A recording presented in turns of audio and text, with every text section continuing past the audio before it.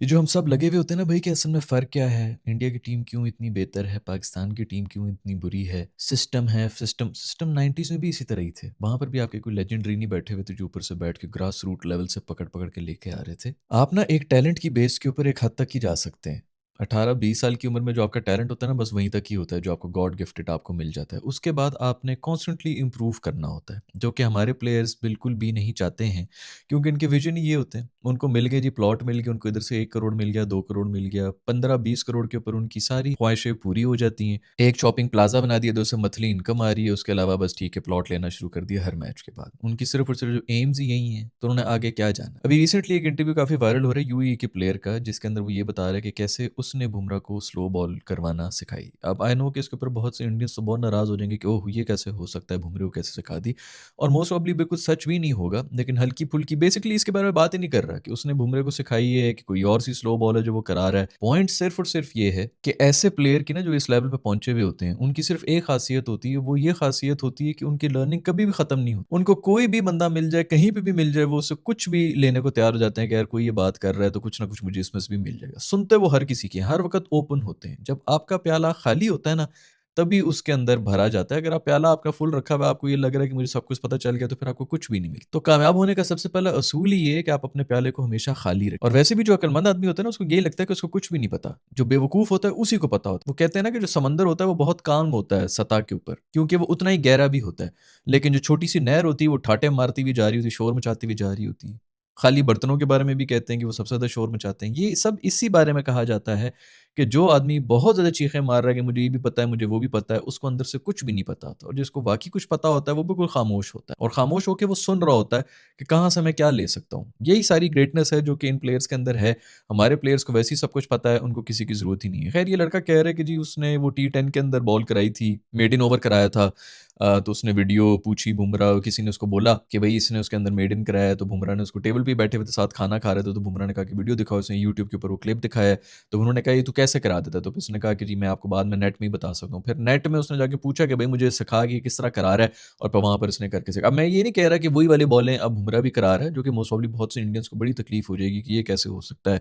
बुमराह किससे कैसे सीख सकता है? वो तो डाउनलोड करके आया है सारी इन्फॉर्मेशन, उसने थोड़ा किसी से कुछ सीखना है और बिल्कुल ऐसा ही हुआ होगा। मोस्ट प्रोबब्ली ये वाली वो वाली बॉल भी नहीं होगी। पॉइंट सिर्फ ये है कि वो ना सिर्फ उसने उस वक़्त देखा, कुछ नई चीज़ देखी, उसने बाद में भी उससे रिक्वेस्ट की कि भई मुझे आके नेट में भी तो सिखा, छोड़ नहीं दिया उसे। हर वक़्त उसका फुल फ़ोकस यही है कि मुझे किसी तरह कोई भी एक नई चीज़ मिल जाए, तभी वो बेहतर से बेहतर होते रहते हैं। हमारे प्लेयर्स जिधर पहुँच जाते हैं, उनके अंदर कोई टैलेंट-वैलेंट भी होता है, उनको बस ये लगता है हम तो बस टॉप के ऊपर पहुँच गए। इससे आगे अब बैठने के लिए यहाँ पर अब हमें दूसरी किस्म की सियासतें करनी पड़ेंगी, हमें गेम बेहतर नहीं करनी पड़ेगी, हमें सिर्फ अब टीम के अंदर सर्वाइव करना है। तो हमारे जितने भी प्लेयर्स हैं ना, वो बस एक-दूसरे को पीछे कर रहे हैं, उन्हीं की जो रिप्लेसमेंट प्लेयर आ रहा है, उसके खिलाफ हो जाते हैं। सियासतें हो जाएँगी, रेफरेंसेस हो जाएँगी, उनको पीछे कर देंगे, अपनी सीट वहाँ पे पक्की रखी होगी। परफॉर्मेंस के ऊपर फोकस नहीं होगा कि मैं परफॉर्मेंस इतनी बेहतर करता जाऊँ कि मेरी कोई रिप्लेसमेंट ही ना बने। इस चीज़ के ऊपर नहीं जाएँगे, तभी ये सब बेचारे जो हैं एक्सपोज़ भी होना शुरू कर देते हैं। क्योंकि जब आप इंटरनेशनल लेवल के ऊपर जाते हैं ना, 1 महीना, 2 महीना, 4, 5, 6 महीने भी गुज़ार लेते हैं। ज़बरदस्त आपका हो जाता है, उसके बाद फिर लोग आपको रीड करना शुरू हो जाते हैं।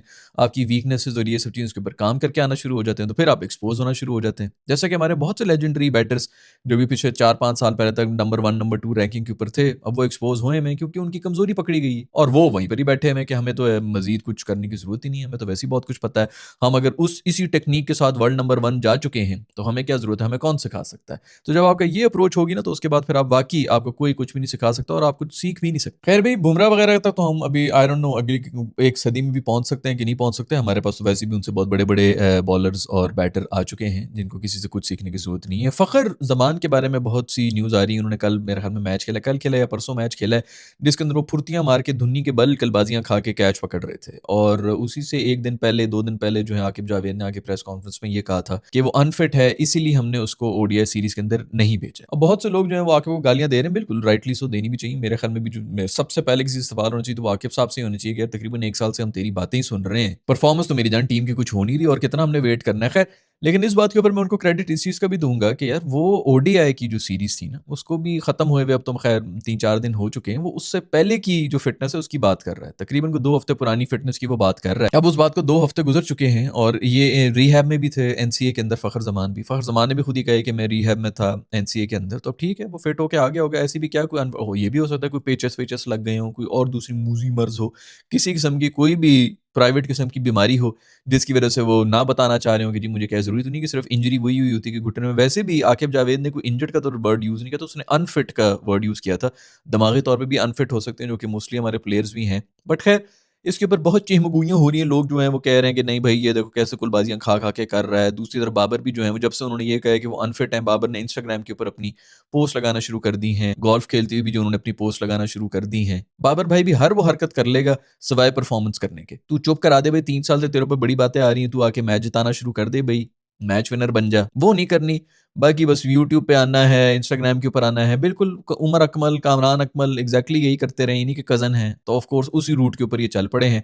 आगे भी इनकी मेरे में यही होंगे। अभी कल को ये ड्रॉप होने शुरू हो जाएँगे तो ये भी उमर अकमल की तरह पेट नंगी करके तस्वीरें अपनी जो है वो शेयर करना शुरू कर देंगे कि देखो मैं कितना फिट हूँ। टाँगों की तो वैसे भी कर ही रहे हैं। तो खैर फ़खर ज़मान के बारे में ये सब बातें हो रही हैं। फ़खर ज़मान ने खैर भी मेरे ख़्याल में अब्दुल रऊफ़ साहब हैं, वो भी हमारे कोई एक्स क्रिकेटर हैं, उनके बारे में ये कह दिया है। उनके बारे में इतनी उनको ये रिप्लाई कर दिया कि भाई मैं उस वक़्त वाक़ई अनफिट था, जो आकिब भाई कह रहे हैं वो बिल्कुल ठीक कह रहे हैं। मैं अब जो है वो फिट हो गया और मैं 50 ओवर के लिए अनफिट था, मैं 20 ओवर्स के लिए बिल्कुल फिट हो गया हूँ। मुझे नहीं पता 50 ओवर्स के लिए कौन-सी फिटनेस होती है, 20 ओवर्स के लिए कौन-सी फिटनेस होती है। हाँ, इतना ज़रूर पता है कि आपका शाहीन भाई जो है वो 50 ओवर्स के लिए बिल्कुल भी फिट नहीं है बेचारा, वैसे भी जो इंजरी के साथ चल रहा है, उसको कितने 10 ओवर आपने दे दिए। वो तो 4 ओवर के लिए भी फिट नहीं है, तो टी20 आई के अंदर भी इसकी जगह बनती है कि नहीं बनती है, उसको 50 ओवर में डाल दिया। पता नहीं बैटर की क्या होती है, मोस्ट प्रोबेबली आप 50 ओवर खेलें या 20 ओवर्स खेलें, आपने ज़्यादा 5-10 ओवर ही खेलने होते हैं पाकिस्तान की तरफ से तो।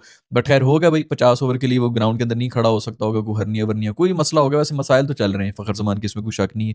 बट खैर अब तो वो खुद ही बाहर आ गया है, उसने खुद ही आगे कह दिया कि भाई मैं 50 ओवर के लिए फिट नहीं हूँ, काइंडली कोई पत्थर से ना मारे मेरे दीवाने आकिब जावेद को, मत मारो यार, मत करो बस, ठीक है। उसने कह दिया, वो खुद कह रहा है कि मैं इंक्वायरी भी करूँगा, बल्कि नहीं सॉरी उसने ये नहीं कहा कि मैं इंक्वायरी करूँगा, उसने कहा है कि हम पीसीबी से कहेंगे कि वो इंक्वायरी करे। तो तू कौन है भाई, तू बीसीसीआई है क्या? कुछ समझ ही नहीं आ रही यार। आप डॉक्टर के पास जा रहे हैं, डॉक्टर वो कह रहे हैं यार ये मेरी किडनी के अंदर पेन हो रही है, तो आप इसका कोई इलाज बताएं। वो कह रहा है कि अच्छा ठीक है, मैं एक पर्ची लिख देता हूँ हॉस्पिटल मैनेजमेंट को, वही अपने डॉक्टरों से पूछेगी और फिर वो हमें बता देगी वापस आके, तो हम फिर आपको बता देंगे कि वजह क्या है आपकी किडनी के दर्द की। भाई तू खुद बैठ के तू जवाब नहीं दे रहा तो और कौन जवाब देगा भाई? वो तो सारी न्यूज़ ये आ रही है कि जी जो पीसीबी के चेयरमैन है उन्होंने फुल इख्तियारात इनको दे दिए कि सारे के सारे इख्तियारात आपके पास हैं, अब कोच के पास भी नहीं है। यही तो सारा मसला है कि सारे के सारे इख्तियारात इनके पास हैं। बहुत ही गलत बंदों के ऊपर ट्रस्ट किया हुआ है भाई, और ये बंदे जो हैं इसी तरह आपकी टीम को जबरदस्त नई ऊंचाइयों से ऊंचाइयों की तरफ लेके चले जाएंगे। और भी कोई खबरें यार सुना है कि मेरे दोस्त पांडु के ऊपर केस फीस भी कर दिया तुम लोगों ने यार। वो बेचारा पता नहीं क्या, वो परचम को गले से लगा के जो है निब्बी के साथ अपनी पलसेटियां खा रहा था स्टेज के ऊपर, ऊपर नीचे लेट रहा था, उसके ऊपर लोगों ने ये कर दिया कि भाई ये परचम की बेहुरमती होगी, ये इंडियन जो झंडा है उसकी तिरंगे की बेहुरमती कर दी है। वैसे यार को समझ ही नहीं आ रही,